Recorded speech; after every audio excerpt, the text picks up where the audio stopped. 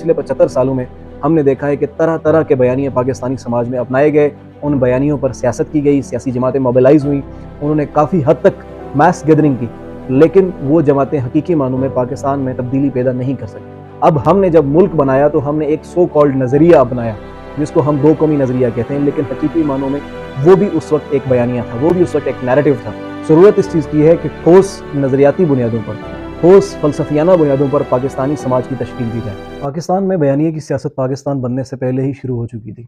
اور اسی بیانیے کی سیاست نے ہی مسلم لیگ کو پاکستانی علاقوں میں پنجاب، سندھ، خیبر پختونخوا اس وقت کا سرحد اور بنگال میں مقبول ترین جماعت بنایا، کیونکہ اس وقت مسلم لیگ کا جو نوجوان تھا، جو علی گڑھ کا پڑھا ہوا نوجوان، وہ پنجاب میں یونینسٹ پارٹی کو کمپیٹ نہیں کر پایا، وہ یونینسٹ پارٹی کے جو سیاسی رہنما تھے ان کا مقابلہ نہیں کر پایا، تو اس لیے اس نے شارٹ کٹ اپنایا، جو شارٹ کٹ بیانیہ استعمال کیا پنجاب کے لوگوں کو اٹریکٹ کرنے کے لیے، پنجاب کے شہری علاقے کے ووٹ بینک کو اٹریکٹ کرنے کے لیے، وہ مسلم ہے تو مسلم لیگ میں آ کا بیانیہ تھا۔ تو یہاں سے پاکستان میں بیانیے کی سیاست کا آغاز ہوا، اور وہ جو بیانیے کی سیاست ہے، نیریٹو کی سیاست ہے، جس نے پاکستان کے اندر ایک سطحی خلجان، ایک سطحی ہیجان پیدا کیا، وہ پاکستان بننے سے پہلے شروع ہو چکی تھی، اور اسی سیاست کی بنیاد پر پاکستان کی جو پہلی جو اسمبلیاں ہیں وہ تشکیل پائیں، اور یہی بیانیے کی سیاست تھی جس نے مسلم لیگ کو پاکستان میں یا ان علاقوں میں جہاں پر پاکستان بنا ہے وہاں پر مقبول جماعت بنایا۔ اور پھر پاکستان بننے کے بعد کیونکہ پاکستان کے پاس کوئی ٹھوس نظریاتی بنیاد موجود نہیں تھی، اس لیے بیانیے کی سیاست کا ہی رواج رہا، اور یہ بیانیے کی سیاست 1960 کی دہائی میں ایک ڈکٹیٹر نے استعمال کی، پھر 70 کی دہائی میں اس بیانیے کی سیاست کو بھٹو صاحب نے استعمال کیا، اور 80 کی دہائی میں ضیاء الحق نے بیانیے کی سیاست کو استعمال کیا، اور پھر اس کے بعد نواز شریف صاحب، بینظیر بھٹو صاحبہ، اور پھر مشرف نے۔ اس سارے ہمارے سیناریو میں بیانیے کی سیاست کا ہی عروج رہا، کبھی حب الوطنی کا بیانیہ بکا، کبھی بھارت سے دشمنی کا بیانیہ بکا، کبھی چین سے دوستی کا بیانیہ بیچا گیا، کبھی امریکہ سے دشمنی کا بیانیہ بیچا گیا، کبھی جہاد کا بیانیہ بیچا گیا، سوویت یونین کے خلاف سرخ پانیوں کا بیانیہ بیچا گیا، اور پھر جمہوریت کا بیانیہ، کرپشن سے نجات کا بیانیہ، پھر انلائٹنڈ ماڈریشن کا بیانیہ تھا پرویز مشرف کا، لبرلائزیشن کا بیانیہ، اور پھر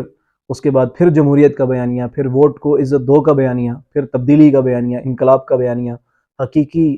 آزادی کا بیانیہ۔ ان بیانیوں سے ہماری قوم گزر کر آج یہاں تک پہنچی ہے۔ اب بیانیے کی سیاست نے ہمیں دیا کیا ہے؟ بیانیے کی سیاست نے ہمارے نوجوان کو خلجان دی ہے، ہمارے نوجوان کو فرسٹریشن دی ہے، ڈپریشن دی ہے۔ بیانیے کی سیاست ایک وقت میں میس موومنٹ کریٹ کر سکتی ہے، لیکن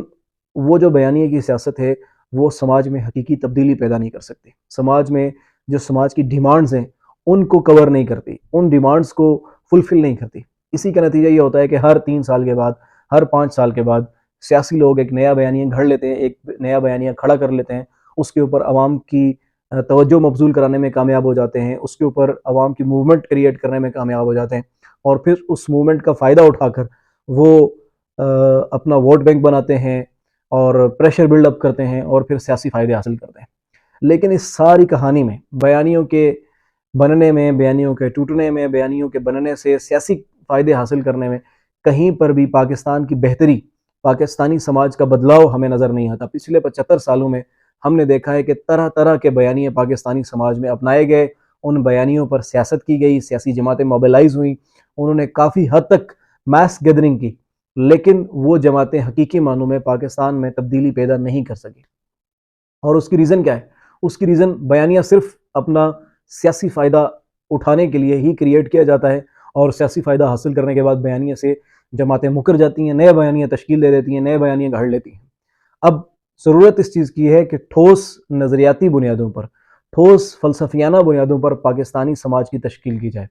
اب ایسی کوئی بھی سچویشن ہمیں پاکستانی سماج میں نظر نہیں آتی۔ یہاں پر بیانیوں پر سیاست کرنے والی جماعتیں ہیں، نیریٹیوز بلڈ اپ کرنے والی سیاسی جماعتیں ہیں، جو نیریٹیوز بلڈ کرتی ہیں اپنے پولیٹیکل گینز کے لیے، اپنے اقتدار کے لیے، اپنی گورنمنٹ کے لیے، اس کے بعد ان کو بیانیے بھول جاتے ہیں، وہ کمپرومائزز کر لیتی ہیں، اور وہ کمپرومائزز اس لیے کرتی ہیں، ان کی عوام کے ساتھ انمنٹ جو جڑت ہے وہ پیدا اس لیے نہیں ہو پاتی۔ پاکستان میں پالیسی کا تسلسل اس لیے نہیں پیدا ہو پاتا کہ پاکستان کے اندر سیاست کی کوئی نظریاتی بنیادیں نہیں ہیں، پاکستان کے اندر پالیٹکس کی کوئی سماجی جو ٹھوس مادی بنیادیں ہیں وہ موجود نہیں ہیں۔ اب ہم نے جب ملک بنایا تو ہم نے ایک سو کالڈ نظریہ اپنایا جس کو ہم دو قومی نظریہ کہتے ہیں، لیکن حقیقی معنوں میں وہ بھی اس وقت ایک بیانیہ تھا، وہ بھی اس وقت ایک نیریٹو تھا۔ اس نیریٹو پر ہم نے مسلم اکثریتی آبادی کے لوگوں کو اپنی طرف متوجہ کرنے میں ہم کامیاب ہو گئے، ہم ایک الگ ملک لینے میں کامیاب ہو گئے، لیکن اس بیانیے کی بنیاد پر، اس سو کالڈ دو قومی نظریے کی بنیاد پر ملک نہیں چلایا جا سکا، نہ ہی اس کی بنیاد پر ملک چلا، نہ ہی اس کی بنیاد پر ملک چل سکتا ہے۔ تو آج ضرورت اس چیز کی ہے کہ ایک آئیڈیولوجیکل جو بیس ہے، آئیڈیولوجیکل جو بنیادیں ہیں، نظریاتی بنیادیں ہیں، وہ بنا کر پاکستان میں ایک نئی سیاسی، معاشی اور سماجی تشکیل کی جائے، تب جا کر ہم اپنے سیاسی مسائل سے، اپنے معاشی مسائل سے اور اپنے سماجی مسائل سے چھٹکارا حاصل کر سکتے ہیں۔ اور آج کے دور میں ضرورت ہی ٹھوس نظریاتی اور فلسفیکل بنیادوں کی ہے، جن بنیادوں پر پاکستان کے سماجی مسائل کو حل کیا جا سکتا ہے۔ ہماری قوم کے اندر جو خلجان ہے، جو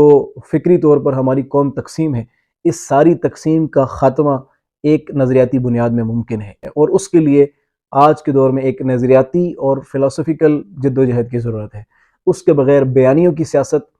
ایک نوجوانوں کو ایک ٹرک کی بتی تو پرووائڈ کر سکتی ہے، اپنے پولیٹیکل گینز کے لیے پولیٹیکل پارٹیز بیانیے کریٹ کر کے نوجوانوں کو سہانے خواب تو دکھا سکتی ہیں، لیکن حقیقی معنوں میں پاکستانی سماج میں کوئی تبدیلی ممکن نہیں ہے۔ اس کے لیے ضرورت ایک نظریاتی جدوجہد کی ہے، آئیڈیولوجیکل سٹرگل کی ہے، اور آئیڈیولوجیکل سٹرگل وہ آئیڈیولوجیکل سٹرگل ہو جو پاکستان کی سرزمین سے جڑی ہوئی ہو، جو پاکستانی عوام سے جڑی ہوئی ہو، اور ایسی سٹرگل کے لیے ہی یونائٹڈ پاکستان اس وقت عمل پیرا ہے۔